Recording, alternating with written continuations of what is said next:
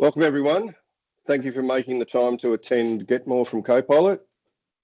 We've got a wonderful speaker for you today, Kirsty McGrath, a distinguished technology leader, celebrated as a 7-time Microsoft MVP. As the founder of the Australian Microsoft 365 Adoption User Group, Kirsty has made significant contributions to the tech community. She's an accomplished author, blogger, educator, content creator, known for her expertise in technology adoption, change management and training. She's a highly sought after speaker and panelist at Microsoft conferences and user groups, and we're lucky to have her today. Kirsty's here to share her invaluable knowledge and insights, helping you harness the full potential of this exciting new technology. By attending, you're now eligible for our Copilot Cloud Lab program.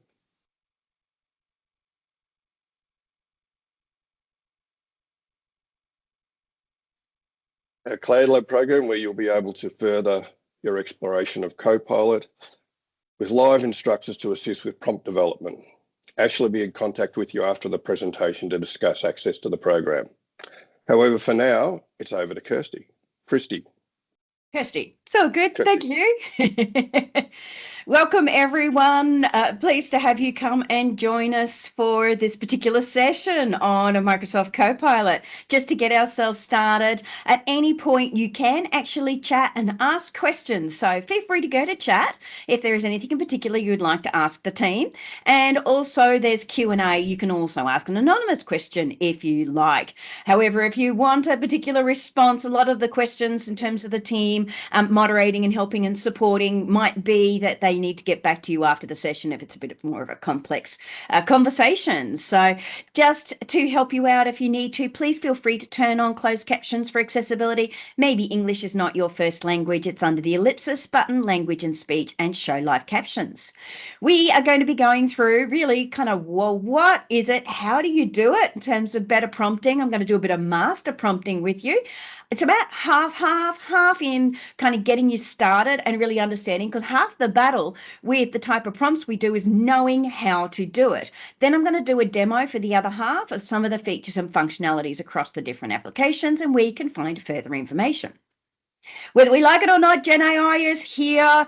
AI has actually been around for a really long time. However, once ChatGPT came into place, which is a little different in the way that it actually works, it only took 3 months to get 100 million users. So things are moving really fast, way more than we kind of thought that they actually would. So when we're looking at that, and we're looking at the way that an individual can actually adapt to this technology, there is a bit of a gap because it is moving exponentially. So this gap, there's a lot of research actually going on with government around our digital literacy and how we can be really struggling, especially here in Australia. We've got some issues. So what we're finding is with a bit of training and that whole change piece, it's making a real difference. So the latest research is actually showing that unfortunately only 32% are doing some training on the technologies. So it's not enough just to get the license. You've really got to enable people to actually work with it as well. They find, though, that it does increase customer satisfaction and speeds you up in terms of decision making, all if you've done a bit of that change and training to go with it. So I'm actually here to give you a piece of that kind of aha moment. It's that kind of insight or discovery. It's actually a brain spike that kind of goes blah, blah, blah, and we go, oh, I get it. Okay, right. I see what I'm doing, wrong or right now, what was on the right path, or maybe I'll shift the way that I'm doing things. Now, the traditional pilot when it comes to AI isn't quite the same. You might have done a pilot that might have been like 2 weeks or even a month in the past. However, we're finding that it takes around about, the 11 by 11 tipping point, which is 11 minutes of time savings, is really all that it takes for most people to feel that they found that there was value. And the 11 weeks is that breakthrough moment where it says that improved in 4 key areas. Things like work productivity, enjoyment, work-life balance, and the ability to attend fewer meetings, if only. Right, so that 11 by 11 tipping point makes a difference. So you're going to need to give yourself a little bit of time. And on average, they say it's around about a quarter of the business all working together to look at some of the new business sort of re-engineering you can do with AI. So it's not even just the traditional kind of pilots. Now, on average, we're seeing around about 14 minutes a day of savings right across businesses, whether it be frontline through to office staff. However, When we get into the corporate side, it's then up to an hour a day. So that then starts to really change the way that we're working in terms of savings. Now, that is not about, giving you better productivity or times. It's actually about focusing on, higher end type work instead of dealing with the mundane. So we kind of leave that to more the AI to help and support us. When it flows into kind of that leader or PA type support, 3 to 5 hours per day, that's a significant saving in time. And I know for me, I've had it where I've had multiple video recordings, for example, that I've gone, can you go through and have a look at this? And I've got 6 days worth of work that I've managed to do within the space of 1 hour with the output. Give me all the questions that have actually been, these are all my questions that I've asked. These are their answers. Can you collate for me and pull together so I can put it in a report, so I can build out, blah, blah, blah, blah. And I could do something so much faster. So 6 days down to an hour, significant. Okay, and that's the stuff that blows my mind that I particularly love about working with AI and Gen AI in particular.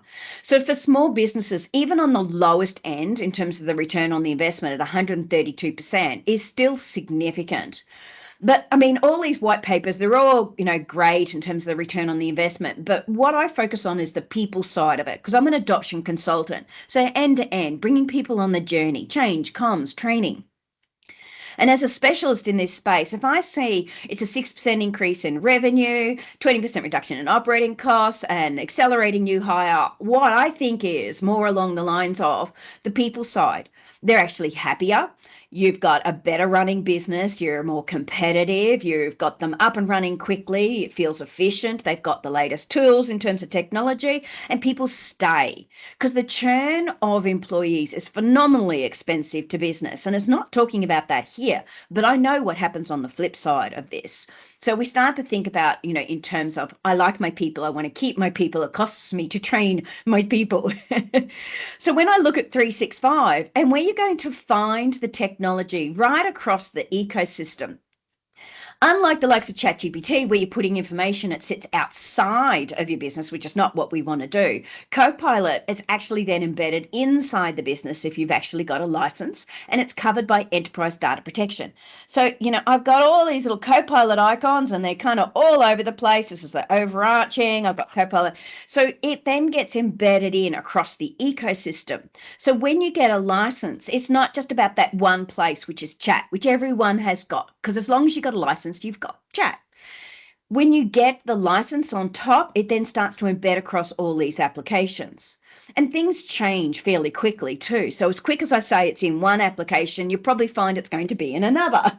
So for example, Stream and Clipchamp, it's just rolled out into Clipchamp not that long ago. It's been in Stream for a while, but these two are now merging, and in future it's not going to be Stream anymore. It's going to be Clipchamp moving forward.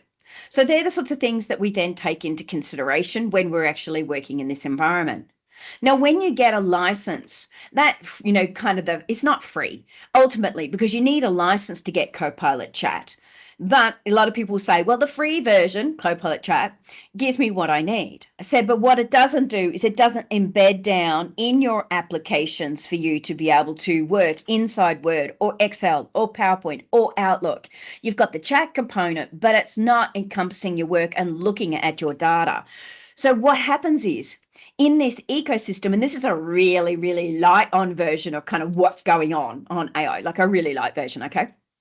So if I start to have a look at what's kind of happening, when it's inside the applications, it's working on the semantic index and the large language model. So it's kind of going out into this sort of functionality. We're asking the questions here.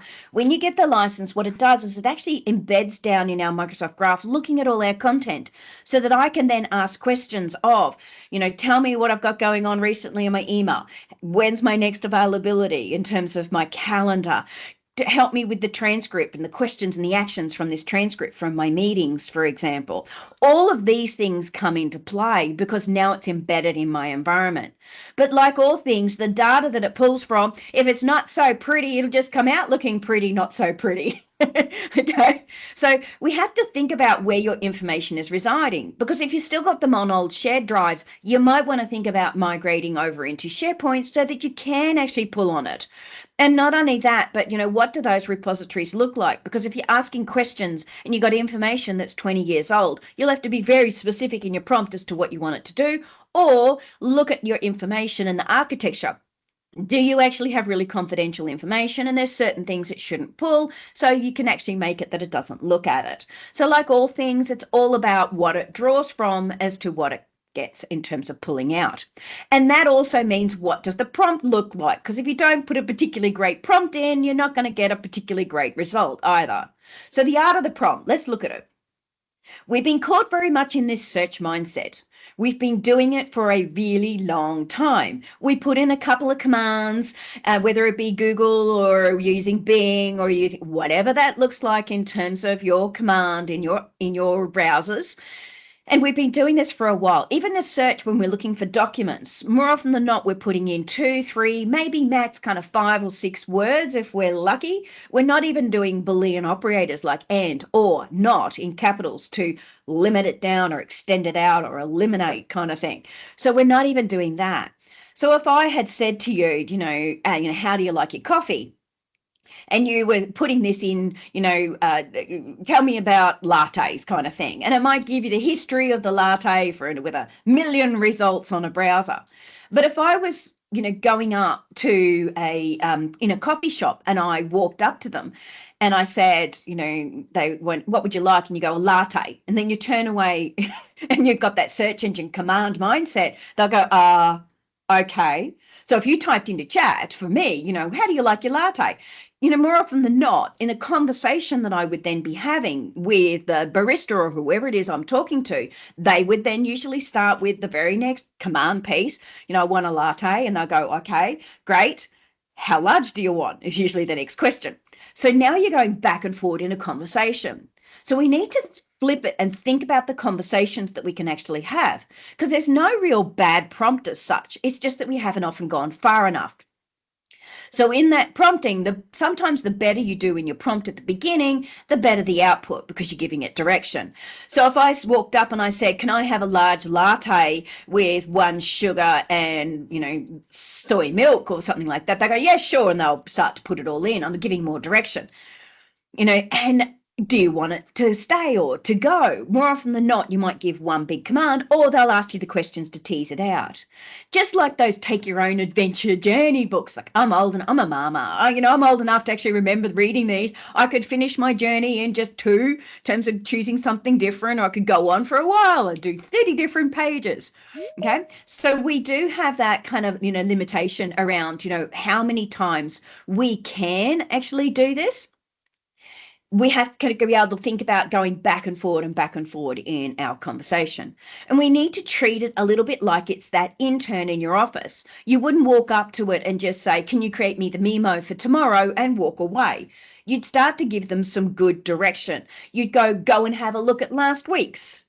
Okay, this is the agenda from last week. This is the action items and the output from last week. This is you'd go and give them context. Who are the people that I'm actually meeting with? So that then, leads us to what we class as the GCSE. When we get into a conversational type prompt, it's the goal, the context, the source, and the expectation. So what do I want? Why do I need it? Where do I look? And how do I actually, so that's all really important. So I'm going to dive down into this. So when I get into master prompting and we want to get creative and start exploring and thinking about how do we do this, then we have our best practice prompting. Who are you as a role? You don't have to be, for me, I don't have to be the adoption consultant or the change manager or the trainer. I can be the chef with 20 years of experience, and I'm going to be talking to elderly students with no experience in this space. And it could be, what source is it? For example, go and get the course that I did last year. Here is the source with a slash, for example. What do I want to do? I want to create a modularized learning for, tempering chocolate. Whatever it is you want in terms of the context. The situation, they are brand new students, they don't know, I need to have it very simple in the way that it works in terms of its tone. It could be I want it to be formal, it could be all these different things come into play. And then inclusive modifiers. Okay. I wanted to make them feel like they're family and valued. And let's dive into that taxonomy then, because what can it do? Because I can give you, that GCSE, but what can AI do? We've got things like our megaverbs to start with. So megaverbs are, for example, and you're going to get heaps of them in the prompts for Microsoft. There are so many there. And as part of that task drop down, it could be the standard words in bold here that you're going to find right throughout the ecosystem. And more often than not, we default to these, but there are so many action verbs that we could actually use. Someone was saying to me, I got to speak to the ATO and I got a few things going on. I went, well, why don't you use the word mercy? It's like, oh, that's a good one. So, there's so many different action verbs that you could play around with. I like to use paraphrase an awful lot. Okay. Business context sources. So this will be, the PowerPoint, the Word, the Excel, the Outlook, the PDF to go and have a look at. The transcripts from a meeting, the meeting literally itself, what does that actually look like? All those different sources that it could actually draw from, images, videos. Okay. The business model concepts. Now, within each industry, depending on what your industry is, we all have theories and models that we might actually work by. Whether you use them or not, it's a fundamental underpinning of a lot of the stuff that we might actually do. So if we ask for a SWOT analysis, AI is actually going to know what we're talking about. For me, in the change space, I'll be using that ProSci. Okay, ProSci is that model, the ADCAR theories, for example, and getting into it. If you're in HR and you're doing interviewing, you might go based on, behavioral based questions, the STAR or the CAR kind of model. Think about this when you're going in. Am I aligning to that particular model? Ask it the question. Does this actually meet the, for me, the ProSci theory when it comes to doing change? Is there anything I'm missing? The document types.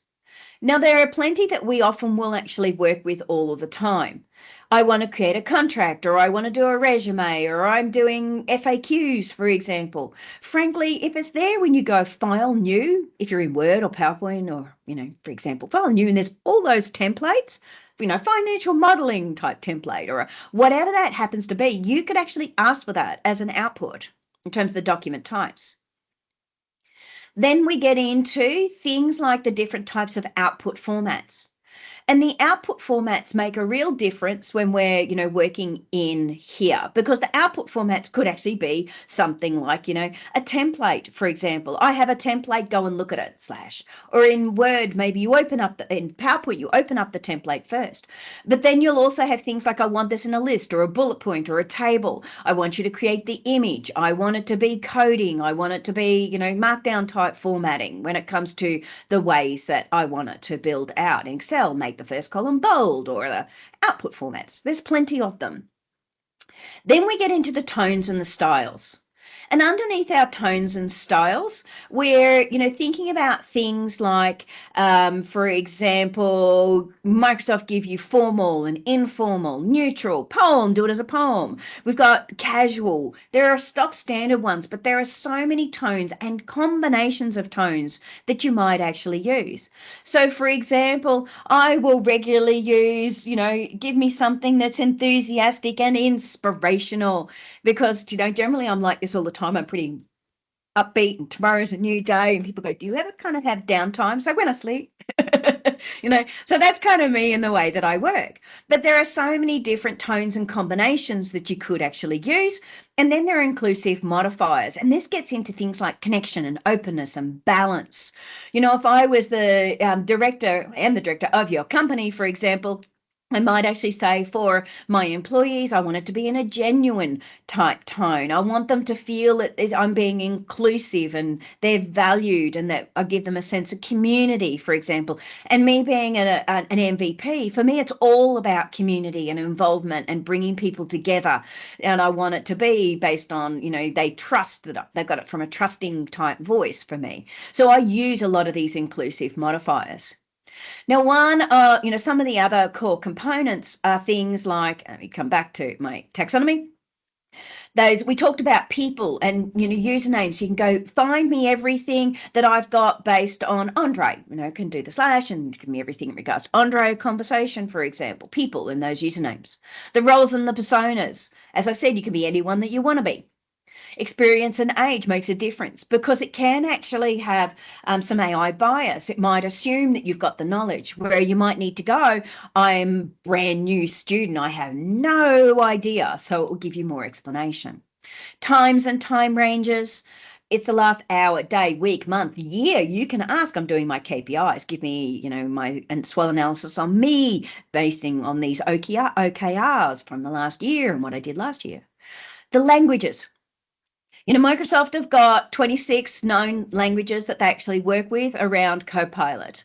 For Australia, we're probably going to be using the UK English. Okay, so if you're going for English brackets UK is what we're going to be focused on. Because if you actually asked for the Australian English, unfortunately, it's going to give you throw a shrimp on the Barbie, mate. Yes, it's going to be a US throw the shrimp.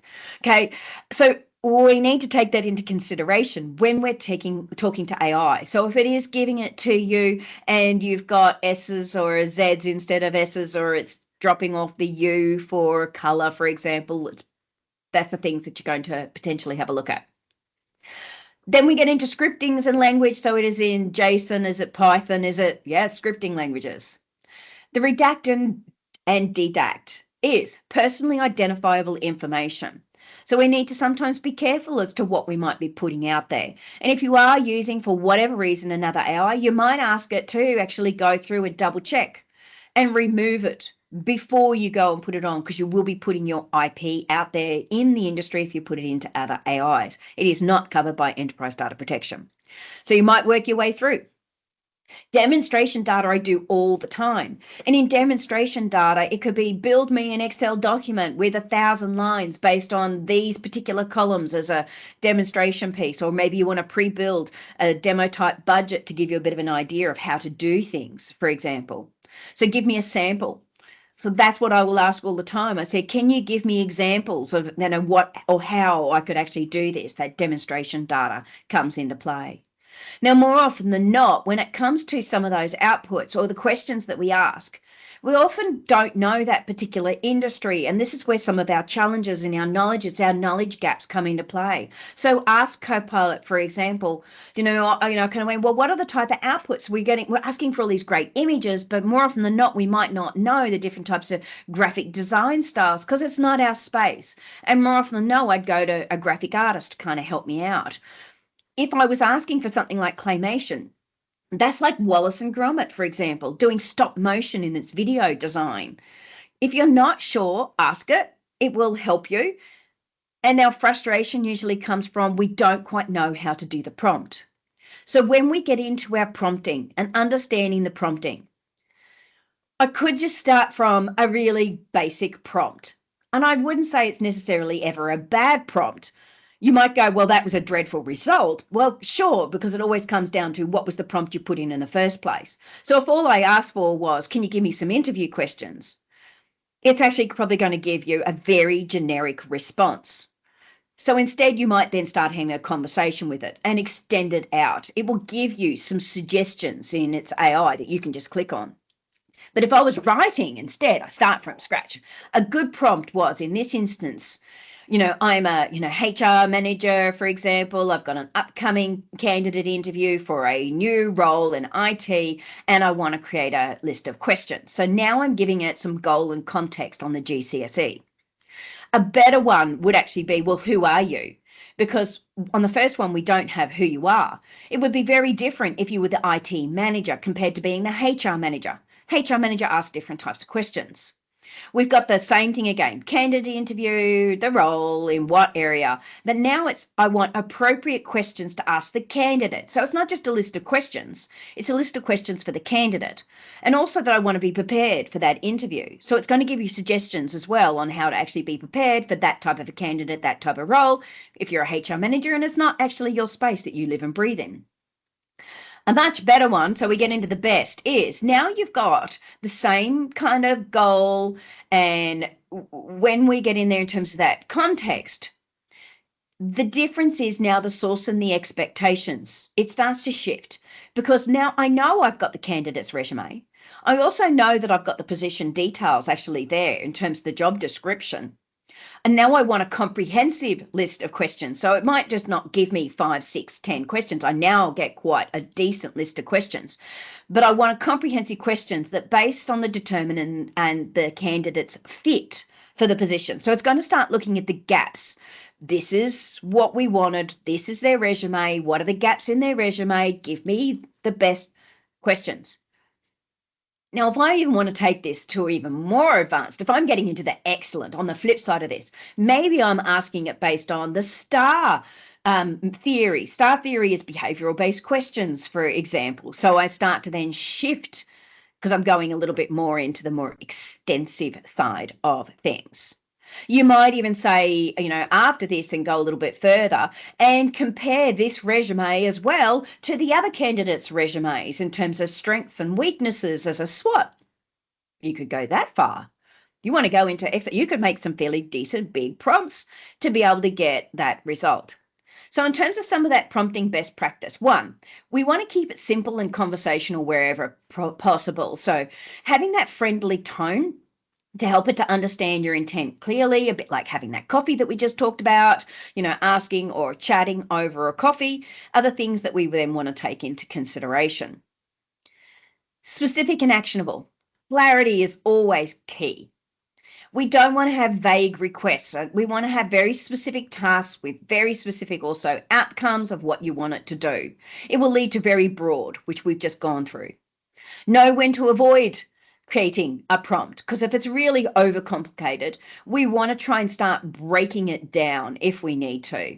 And we don't assume that Copilot has context from our previous conversations, for example, in that same session, if it is. If it's in the same session, we can kind of go back, forward, back, forward. However, a completely separate new chat will then eliminate past. We won't necessarily have it there to help us. Now that will be changing. It's been announced as part of the Spring 2 wave. So things are going to be coming out around there. So then understanding its Copilot's limitations. And there are limitations. And sometimes as quick as we actually get given a feature, they find that it might be particularly buggy around the world and they might even revoke that feature. Or as quick as it's a limitation, it's no longer and it's actually been upgraded and it has grown exponentially in the last 6 months. The stuff that we can do now compared to 6 months ago, it just blows my mind. However, we do still need to understand the limitations and the fact that there are limitations as well within a particular application, because every application does something different. And if you need to break those complex tasks down so that there's smaller manageable steps in the back and forward, okay, so you could take it in different directions on that 30-piece conversation.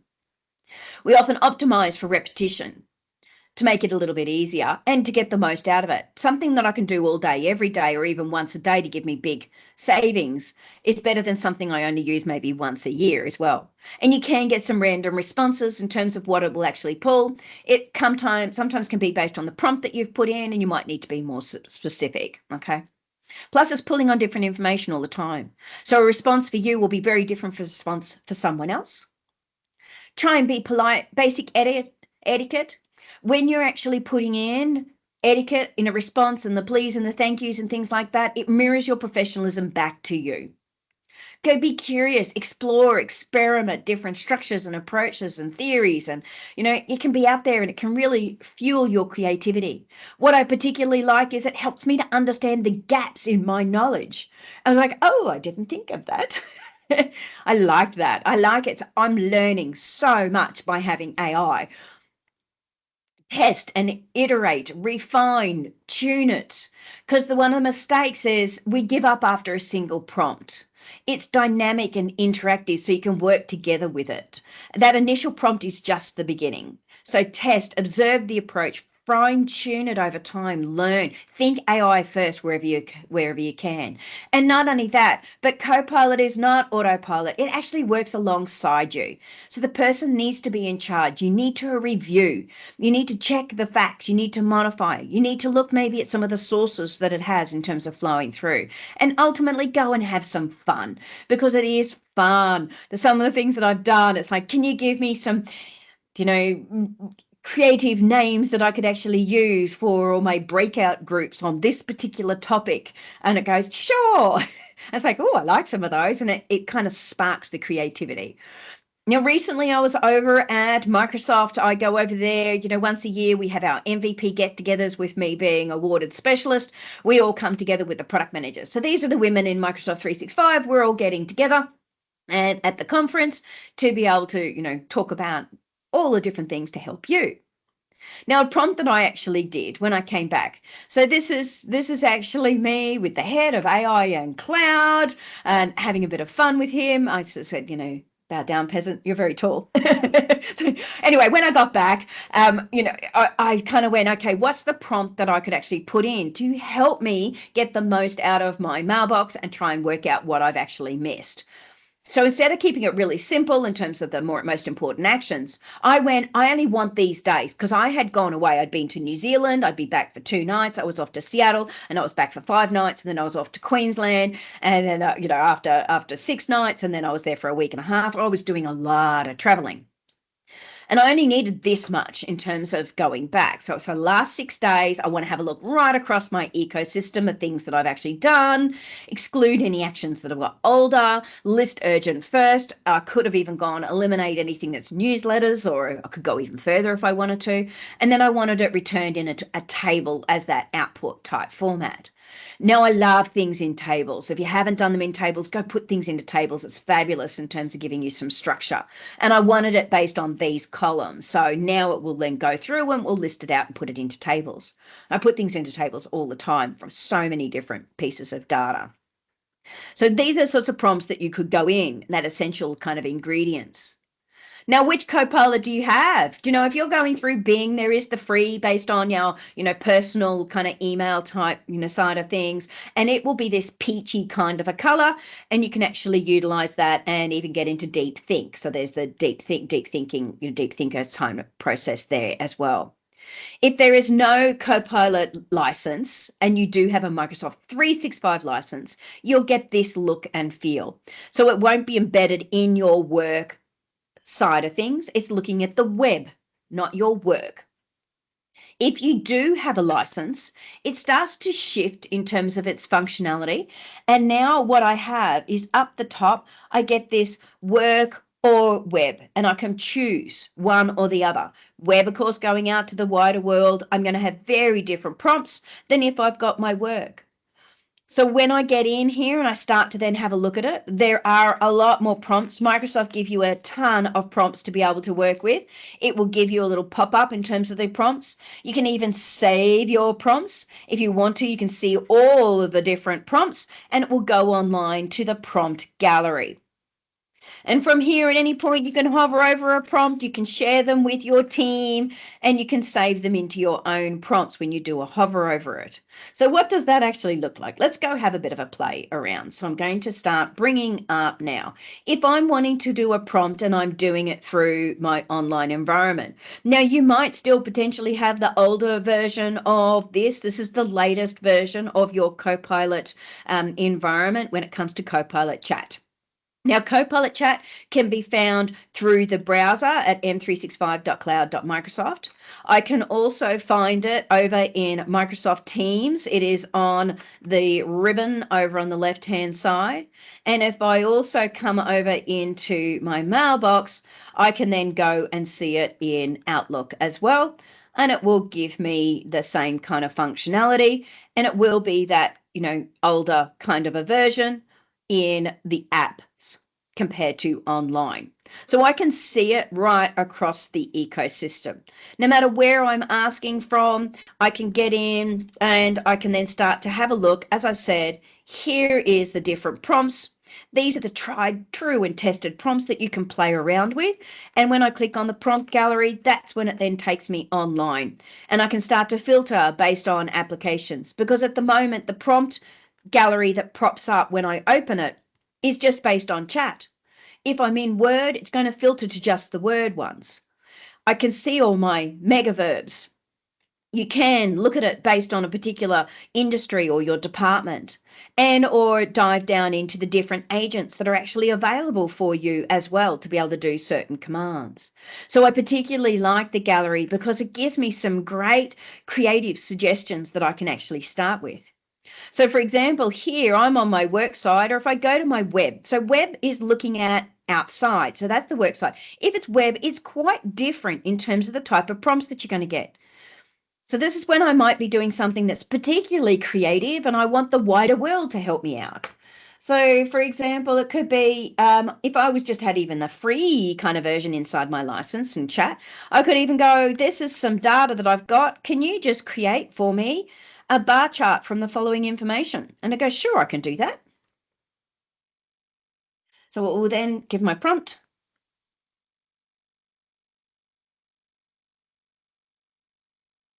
And do a bit of analyzing. Clear my Wi-Fi is a bit on go slow. Here we go.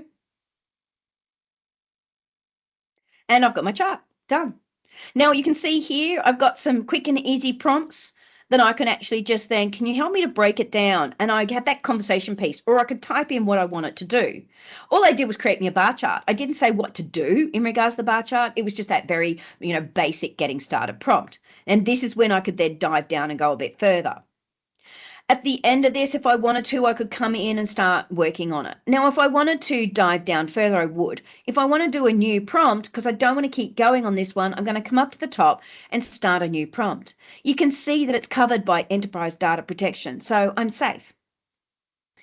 Over on the left, I've got my just standard search, which is the 365 search. I've got my chat, and then I have notebooks and all the different pages and previous conversations and agents. So there are free agents, and you can build your own as well. So that means that I can extend out and look at very specific areas.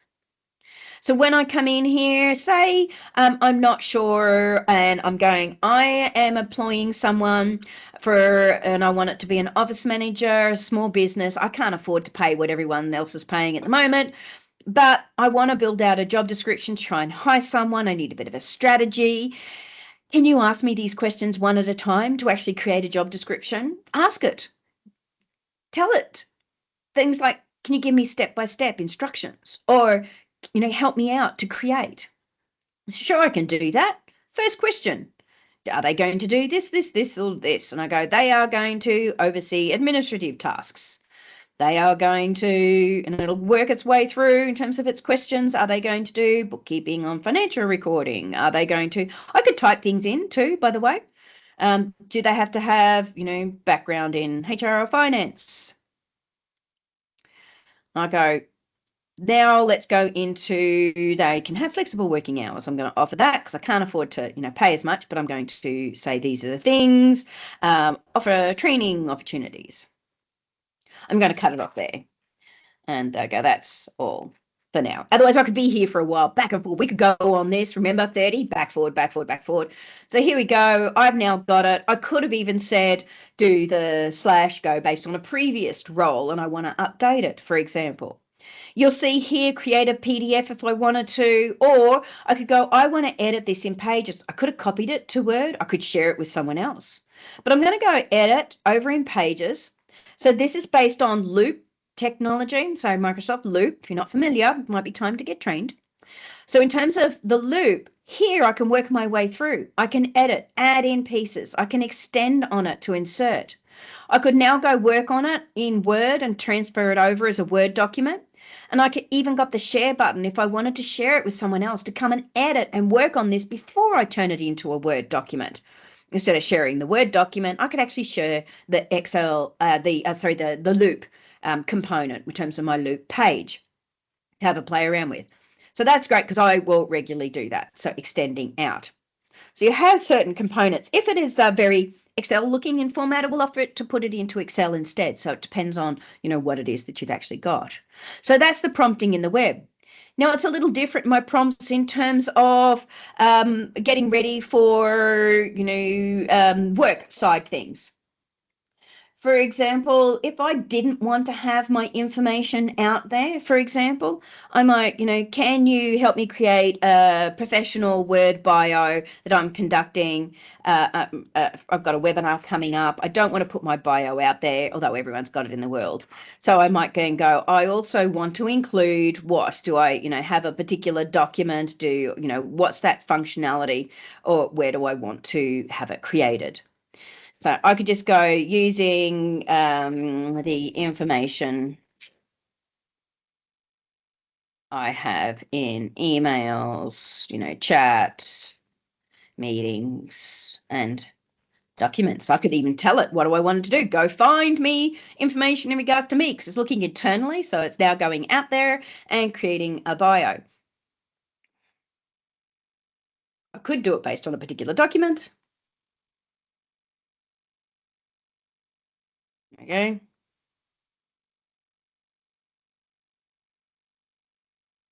Done. And I can go, oh, hang on, was that actually, how many words? It says, do you want it shorter? Here we go. How many words is that in terms of history? I've asked that before. So here's some of my history. I did ask for it within like 200 words.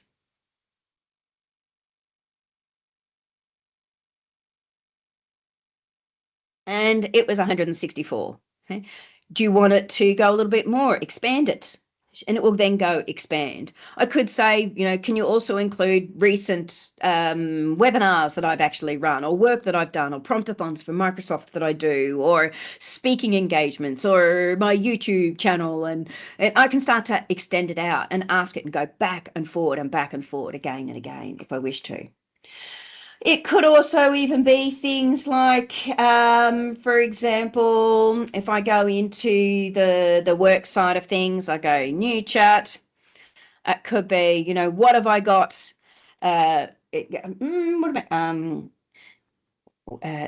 Provide me a table of available times in my calendar over the next 5 working days, for example. Just a quick one. And I go, sure, I could do that.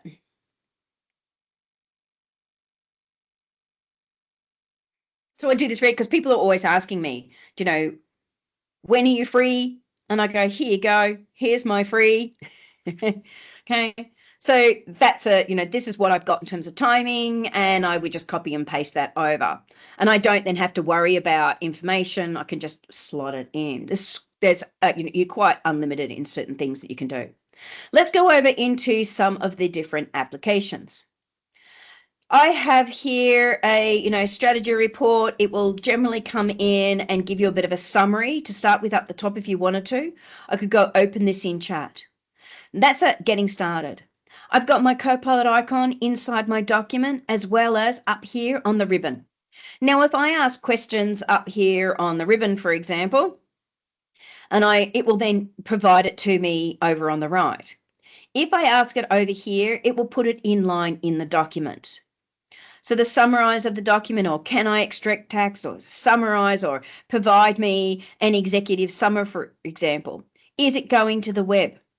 I will regularly use the microphone. So I have a conversation with it instead. It actually then makes me feel like I'm having a conversation. It'll talk to me back and forth. Copilot will talk to me. I've got what do I want to add? Here are my extra prompts that I want to dive into.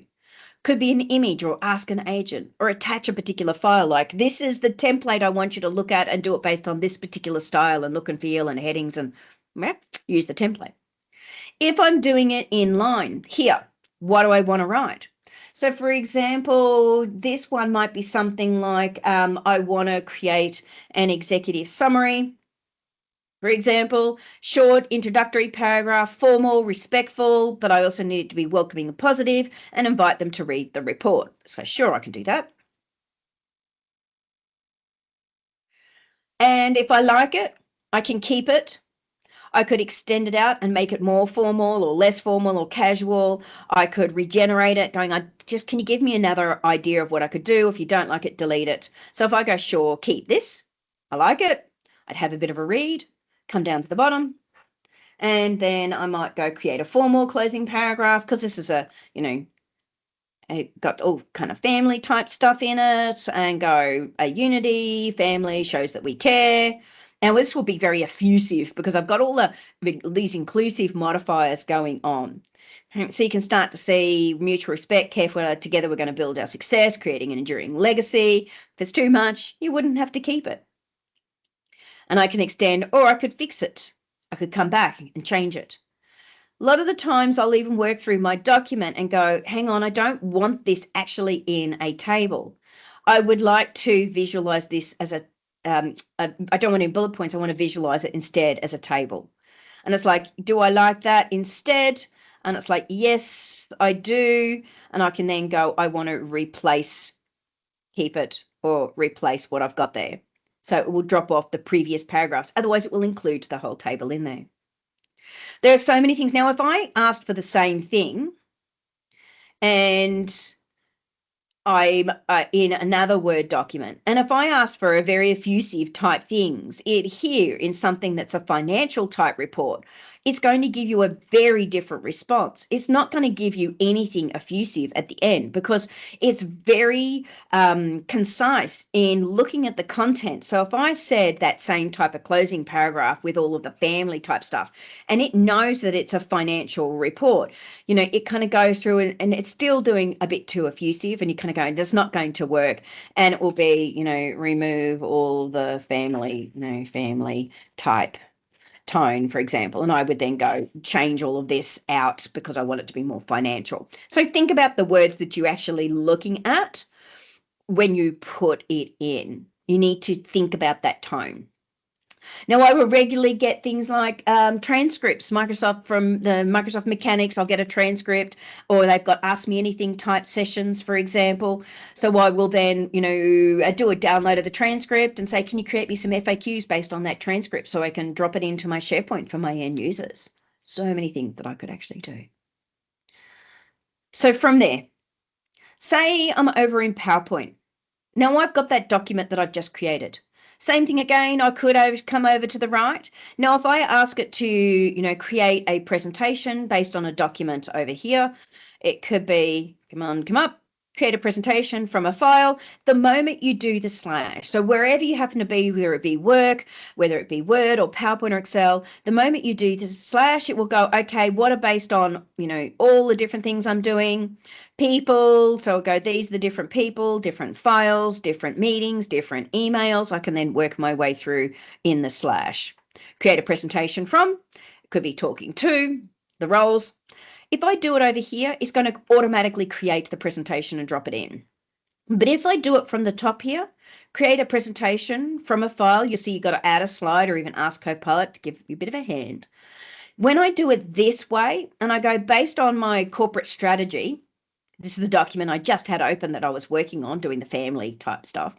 I've got templates and I can change the design around. You can pre-build and choose your brand center and put templates in, or use the different Microsoft type look and feels to be able to play with. I'm going to just plain blank. Let's just have a look and see. I'm not even going to put anything in. This is just the very, very basic of prompts.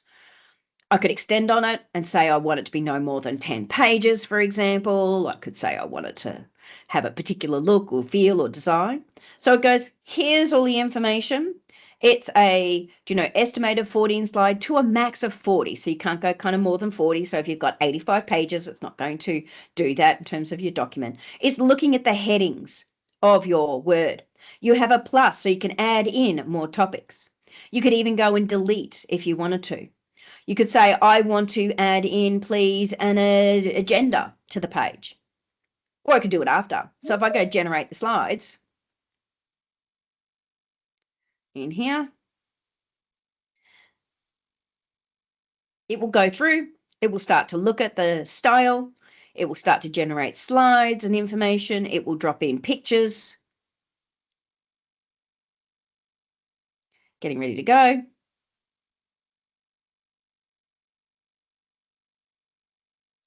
And here we go. So now it's given me that moment to be able to edit, work, and adjust. If I have a look my way through, and if I go, I don't overly love a particular page, for example, I could just go to Design, Microsoft Design, which has got the AI functionality in as part of it. So if you want a particular look, you could change the view around based on the AI functionality, for example.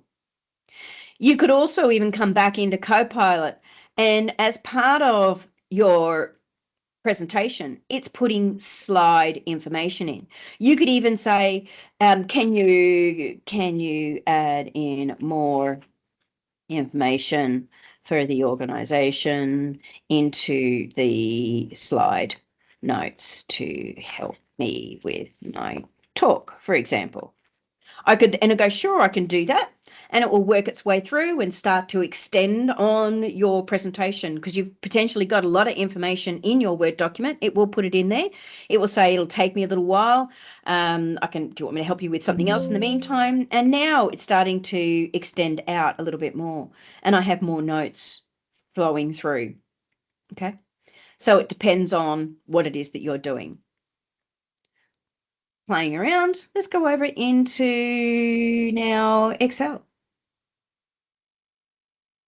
So I have just some very basic raw demo data, keeping it really simple for now, but you can go quite complex. So say I've got this data here and I want to play around with it. I've got Copilot embedding in. If I wanted to, I could just ask questions from here and it will open it up over on the right-hand side. So for example, suggest a formula column. Or I could open up over on the right and you'll see it'll have the same kind of information. It will open it up if I click on it. You'll see here, create a pie chart, pivot tables, explain, or suggest a formula column. Same thing. Now, because I've got 3 columns based on a quarter, it's going to come up with, I want to sum it. It's usually a fairly stock standard as to what you might do. So it's fairly predictable kind of an outcome here. So I go, sure, now insert the column. Done. Show others, for example. Or maybe it could go suggest some conditional formatting.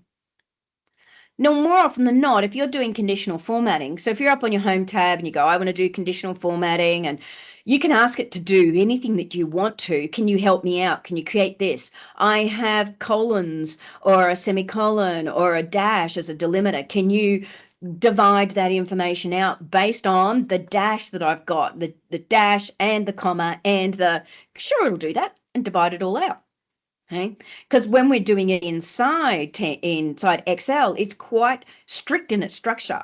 Copilot's not so strict. It will then look at the information and start to build formulas for you to do it. So if I go instead, create and highlight a row, we're fairly used to potentially can be doing conditional formatting based on a cell, but doing it on a row and the formula to do a row can be a little harder. People often don't know, necessarily a formula that you could put in there. Now it's telling me how to because I didn't select some of the range instead. But it could then go through, apply the conditional formatting rule. This is how you can do. So it regenerated it for me. And of course, today it doesn't want to in terms of when selection. That's always the way. I could go instead, can you give me some insights?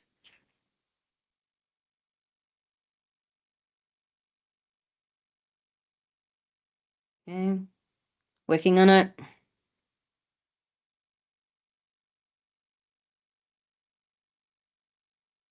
So it's going to have a little bit of a look through.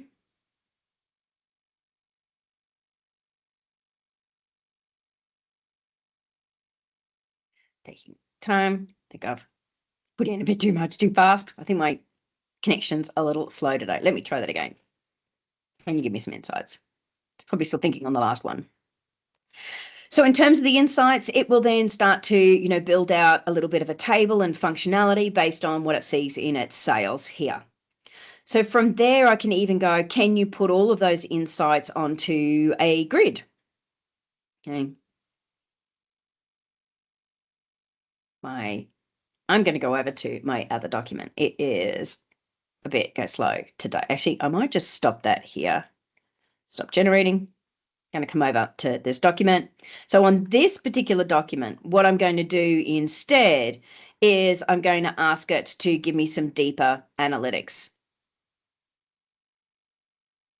So in terms of then Python, and if it's going a little bit, give us a start, it will create a whole page, and I then get some fairly heavy analysis that then comes into structure based on some Python. Analyze some trends across the sales. This is a much more complex type one. It could be create me tables, it could be bold first columns, it could be, there's so many great fun things to play with. Let's go over into Microsoft Teams. If I'm just in a channel, I could ask, Copilot to come through and help me to rewrite something, a quick and easy rewrite. And I can go, yep, clean that up a little bit and replace it. I could also have asked it to adjust as well, make it longer, shorter, rewrite it. If I've got meetings, for example, I've got previous meetings, I've got catch-ups, I can come into my Copilot by clicking on the button and things like, did we have any action items? It would then work its way through and go, these are all your action items. And I could copy that and go put that into an email to him, for example, or copy it and put it into our chat based on a meeting. If I'm in a meeting and I'm running a little late, I will often do things like, for example, can you get me up to speed? Where are we at? What's going on? It could be action items or, summarize the last meeting and come back through and give me a bit of a summary of what we've done. And it will give you even the reference points in the transcript and or recordings that you could then go and have a look at and jump to, should you wish to.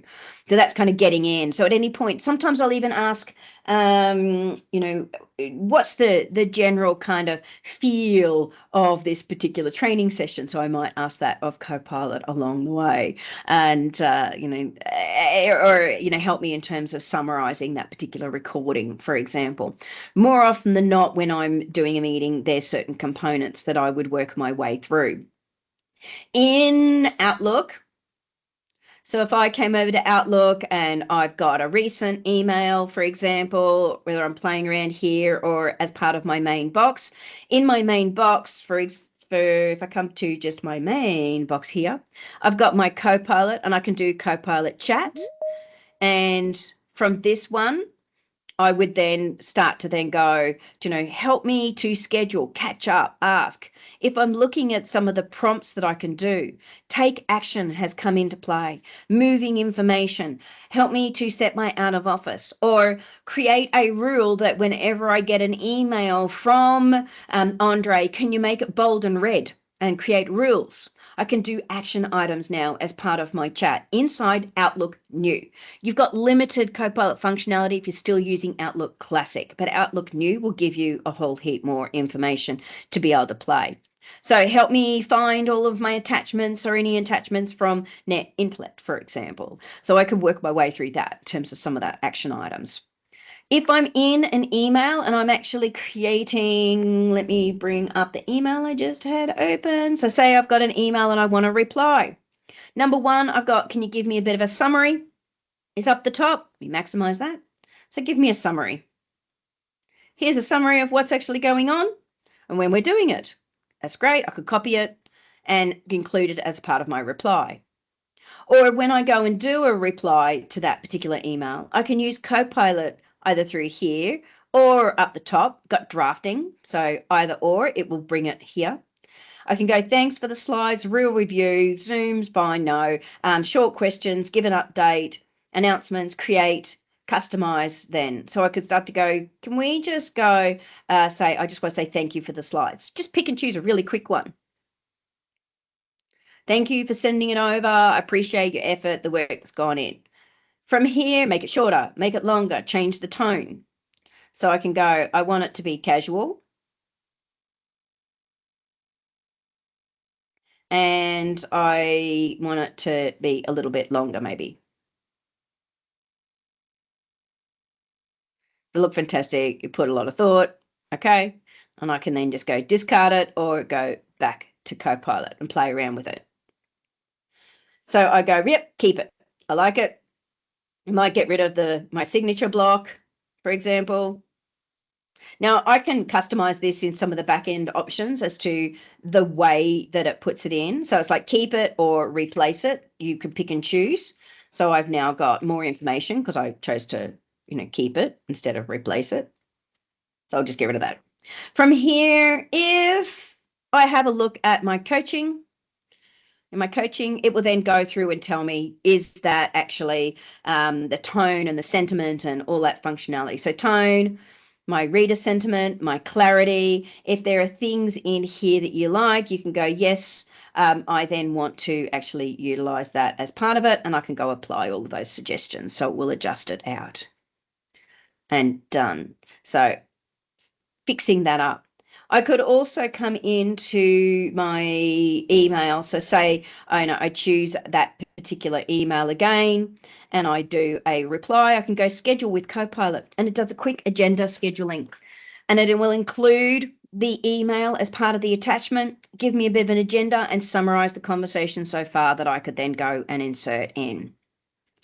So now I'm ready to go for my meeting with agendas and I don't have to actually think about it. It will build it out for me.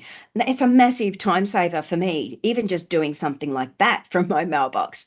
Okay, so I'm not having to copy and paste and bring information over.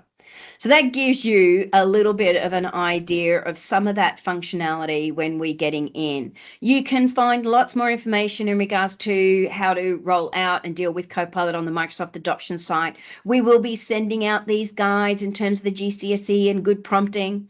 There are, frequently asked questions about all the different applications. You could go and look at the limitations.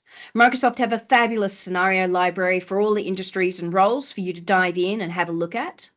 You could go and look at some of the learning courses that are out there from very basic through to very advanced, so all across Microsoft Learn. There's a really awesome blog around what's new, as well as a piece for small businesses around working smarter on how to actually do things. But the true power of this really lies with you looking at, what you can do and how you can actually do it.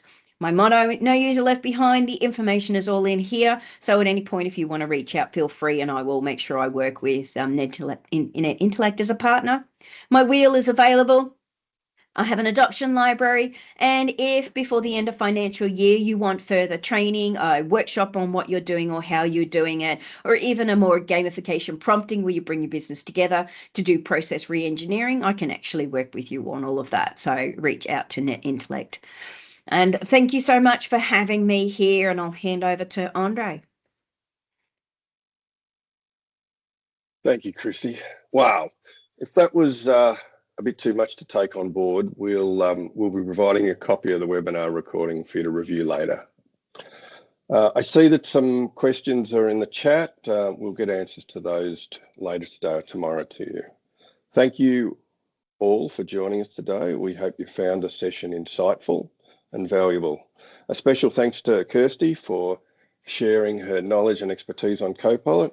I'm sure you'll all have some ideas on how Copilot might assist in your day-to-day work from the last hour. As we wrap up, remember Ashley will be in contact to discuss access to the Copilot Cloud Lab program and how you and your company might benefit from that. That's all we have for now. We look forward to seeing you at our next event and have a great day. Thank you.